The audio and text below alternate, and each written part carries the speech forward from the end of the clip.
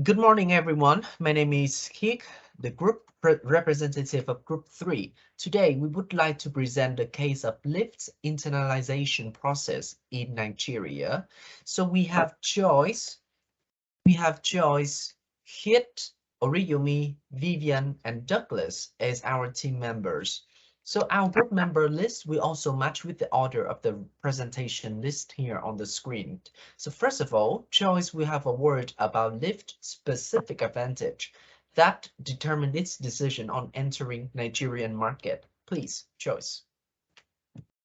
Lyft is a ride-sharing business that has successfully served 22.9 million customers all over the United States and Canada with convenient and affordable transportation service in 2020. This ride-hailing service based on technology was introduced in 2012. It was born out of Logan Green and John Zimmer startup company called Zimraid in 2014. The company structure. Following Longado Chengkin 2016, in May 2013, Zimraid changed its name to Lyft. Lyft sold the original Zimraid service to Enterprise Holding with an undisclosed price won in 2019. Currently, Logan Green served as the company's CEO and Zimmer served as its president in 2022. The financial aspect. In 2021, Lyft was worth 21.7 billion US dollar when there was no restriction on travel due to COVID-19. Macro trend in 2022, Lyft had 31% of the ride-sharing market as of July 2021, ranking second of the most successful ride-hailing platform after Uber in 2022. According to Value 2022, Lyft will be projected to reach 1 billion US dollar operational profit at the end of 2024.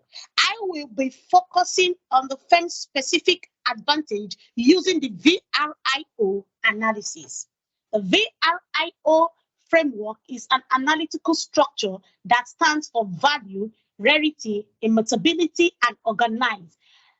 These are the four characteristics that I use to assess an organization resources and skill to secure a sustainable competitive advantage in the market. You think 2012. Proposed in 1991 by Jabani, which divided the firm's specific advantage into two main categories as using tangible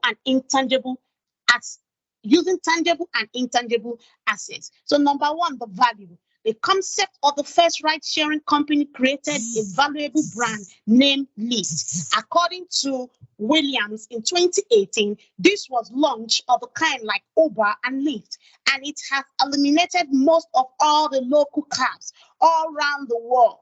Due to its cost leadership practice, it also created way in the employment market and customers' value. Two, the rail. Currently in Nigeria, there are many ride-sharing companies like Uber, Bolt, and thus reality of the service is currently very low. Lyft can be the second US ride-sharing company to invest in Nigeria.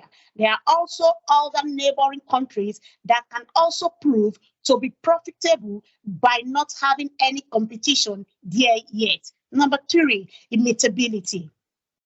Following Ayijamba Jeje in 2019, due to security reasons, Uber only operates from 6 a.m. to 7 p.m. daily, which created an opportunity for Lyft to penetrate. In Lyft vehicle, they have security cameras, increasing training and cooperation with authority to protect customers and drivers alike in U.S. Department of Labor in 2019. Number four, organize.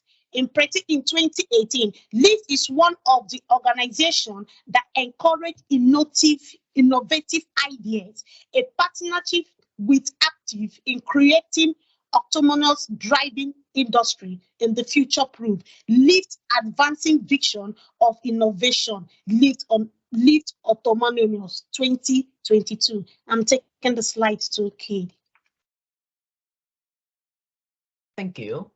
Joyce. My name is Kik, and today I will talk about the external factors in international business.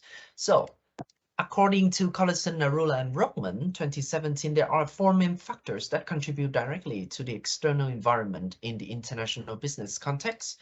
Firstly, we have international politics. Second, international culture. Third, international trade. And last but not least, we have international financial markets. So now I will briefly explain all four of these factors. So the first one, we have international politics.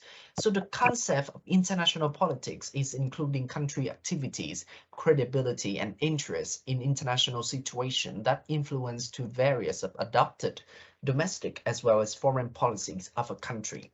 So there are two sub-factors in international politics. The first one is the political system. So even though we can consider Nigeria as a democratic country with the two major parties, for instance, the APC and the PPP, however, there are still hundreds of armed parties and militias that always prove to be a threat of this country. Since Nigeria gained their independence in 1960, there were 5 military coups, with the last one occurred in 1993. So firms need to pay a close attention to the uncertainty caused by the instability and its fragile democracy in Nigeria. The next one is international policy. So Nigeria joined the International Monetary Fund in 1961 and the World Trade Organization in 1995. Being part of the United Nations in 1960, Nigeria had participated in many UN policies, for example, the SDGs or the Sustainable Development Goals of the United Nations Development Program. The second external factors that I want to talk about today is the international culture. We need to talk about the religious context in Nigeria. So according to some recent statistic, there are more than half of Nigerian population are Islam, which concentrate in the north of the country, 45% Christian, and around 10% is Roman Catholicism. Due to having religious diversity, there is an ongoing conflict between Christianity and Islam, causing high tension and instability across the nation.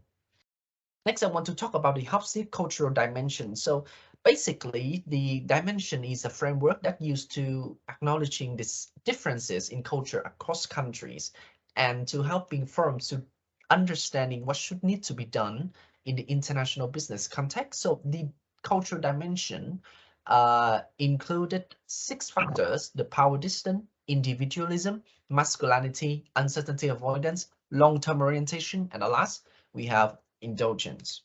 So let's moving on to the third external factors, which is the international trade. So Nigeria is a mixed economy, which both promoting private organization to conduct business activities, as well as being centralized and planned by the government in some sectors like mining and oil. Nigeria ranked 34th out of 50 most emerging markets in the world. They are also the member of the African Union, the Community of Sahel-Saharan States, and the African Economic Community since 2001. So these organizations help to promote a free trade area, custom union, single market, a central bank, and a proposed futuristic same African currency of the African Monetary Union. So the fourth factors, which is the international financial markets, we need to talk about the weak currency exchange situation in Nigeria.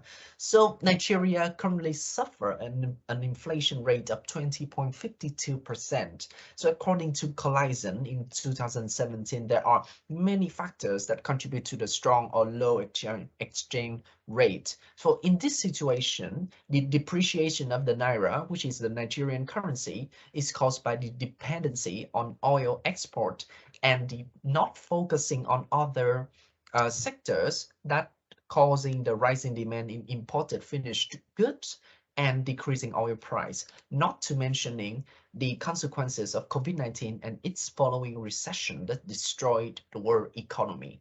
Now, I would like to invite Ryumi to talk about the pest analysis. Thank you, Kit. Hi, my name is Oriyomi. According to Collison, Naula, and Rugla in 2017, pest analysis is an analytic tool that can be used to assess the market for a product or a business, considering factors like political, economic, social, and technological to understand external opportunities and threats.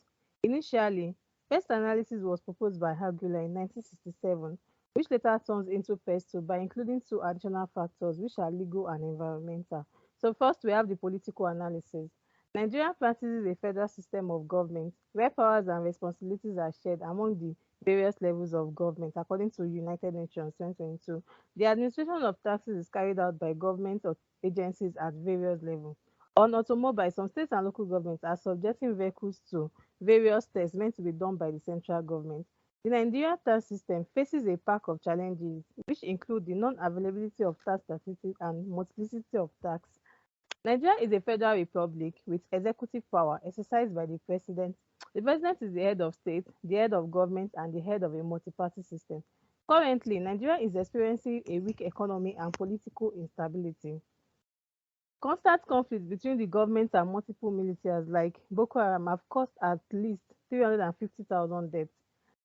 Then the second one is economic analysis. Nigeria has the highest GDP in Africa with a nominal GDP of $451.54 billion. The Nigerian GDP growth shows two consecutive years of growth, with the latest number of 3.54% in July, according to Nigerian Bureau of Statistics. Despite the IMF downgrading the forecast of Nigerian GDP growth in 2022 to 3.2% and 3.7% in 2023 from 6% in 2021, the positive growth is still a success for the economy based on the current post-pandemic recession. The country also produces 1.9 million barrels of oil, ranking 15th as having the highest oil production globally.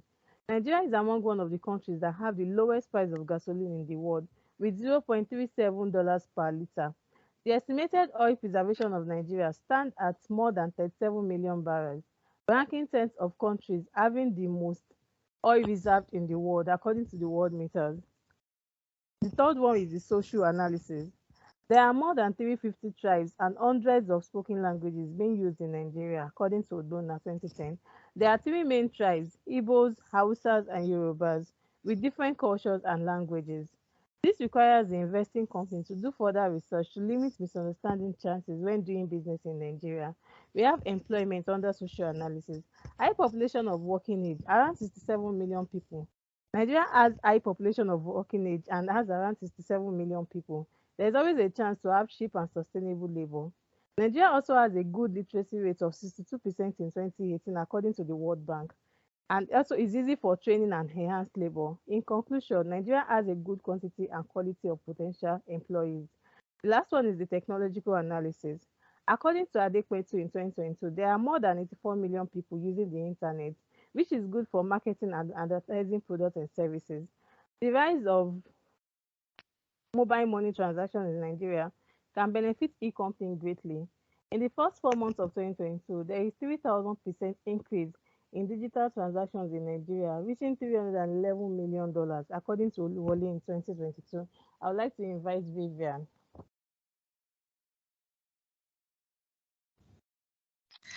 Thank you so much, Oriyomi. My name is Vivian Joseph. We will be using the SWOT analysis framework, a simple but powerful tool that strategically assesses the internal and external factor as well as current and future potentials of a business. This will give us proper insights on the opportunities and challenges Lyft may face when running their business in Nigeria. The first trend, which is technological innovation. Between 2018 to 2019, Lyft has invested approximately $3.3 billion in research and development and also innovative features such as Lyft Line and Lyft Work, which has given it a competitive edge in the global market. The second, which is the strong growth. Lyft is one of the fastest growing online marketplaces with a 31% market share in the US. Lyft has more than 300 markets in the US and Canada, operational in 644 American and 12 Canadian cities with over 2 million drivers, generating $568.8 million as quarterly revenue with global net revenue of $3.21 billion with a total of 18.7 million active riders from 2016 to 2021. Premium branding. In the United States, 84% are aware of the brand. 64% of mobility users use Lyft. 84% of the population know the brand, and 55% use the brand. It has 472K subscribers on YouTube and 216K on Instagram. However, the brand has also got its weaknesses, which is continuity of deficits. In spite of its outstanding performance, Lyft also had a $900 million loss. Same year had a 1.5 billion gross revenue, but lost $1.7 billion. Limited market. Lyft depends only on the US and Canadian market for its revenue. On the other hand, its competitors are expanding across borders. However, there are opportunities in Nigeria that will favor Lyft. One of them is employment. According to the Nigerian Bureau statistics, there are currently 23.2 million unemployed persons in Nigeria. Average minimum wage in Nigeria as at 2021 was 30,000 naira, which is approximately 61 pounds. Lyft can benefit thanks to cheaper labor due to the critical unemployment rate and post-pandemic recession in Nigeria. Internet access.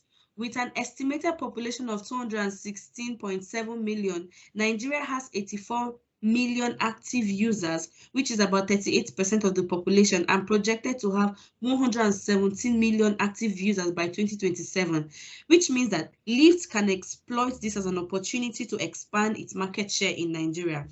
However, there are threats. The first threat is competition.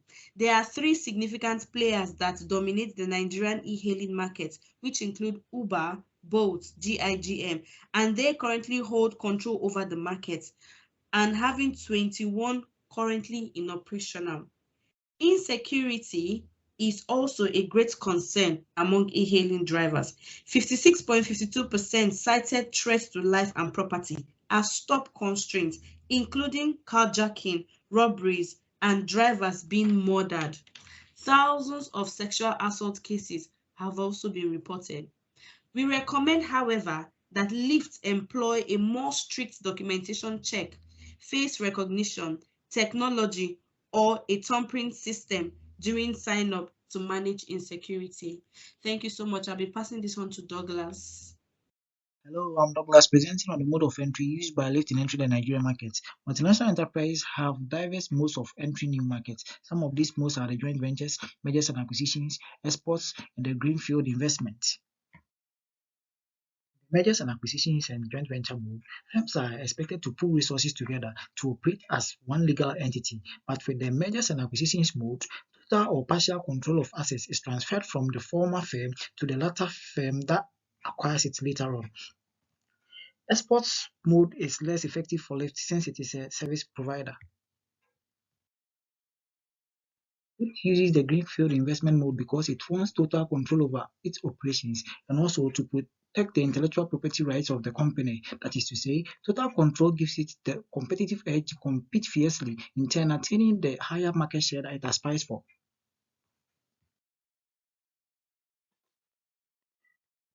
According to research by John Stone, there are a lot of rivals in the Nigerian market, such as Bolt, Uber, InDriver, Rider Nigeria, Max, Lagos Ride, Shardless, etc. Lyft offshores so as to enter the other African markets easily after gaining a higher market share in the largest economy in Africa. There has an abnormal growth due to the insecurity in some parts of the country and also the buying and reselling of the dollar by the politicians and some civilians in the country, which puts excessive pressure on the naira, in turn depreciating its value. Foreign investors are not motivated to enter this market due to these and other factors. Lyft seizes this fear, turn it into an opportunity, enter the Nigerian market and compete with its indigenous competitors. According to the chart on the right, it is obvious that Nigeria has the highest GDP, hence the largest economy amongst the other African countries. Comparing the revenue in ride-hailing segment between Nigeria and Ethiopia, the second largest economy in the African continent, it is seen that revenue is projected to reach $0.39 billion in Nigeria in 2022 and $86.05 million in Ethiopia. Also, user patronage is expected to reach 8.8 million customers in Nigeria and 2 million customers in Ethiopia. Also, the user penetration is expected to grow by 3.7 in Nigeria by 2026 and 1.5% in Ethiopia. It is obvious from these comparisons that Nigeria has more attractive markets to begin operation from. The drivers in the ride-hailing industry in Nigeria are only seen as mere contractors. Lyft can capitalize on this weakness of its competitors and draw more local drivers to its operations. More than half of the population in Nigeria has access to internet connectivity, hence there's a high potential for Lyft. The NIPC Act of 1995 removes limits on foreign investors and allows for 100% foreign ownership in all sectors except for the petroleum sector. In order to attract foreign direct investors, the Nigerian government has made it possible for foreign investors to enjoy almost equal tax incentives as the local firms, such as 10% withholding tax on dividends, value-added tax of 5%, capital gains tax of 10%. The Nigerian legal and constitutional system enacts various laws that protect foreign firms against expropriation. Some of these laws state that no property movable or immovable shall be taken possession of compulsorily. The rest are elaborated below. Thank you. Group 3, the end of our presentation.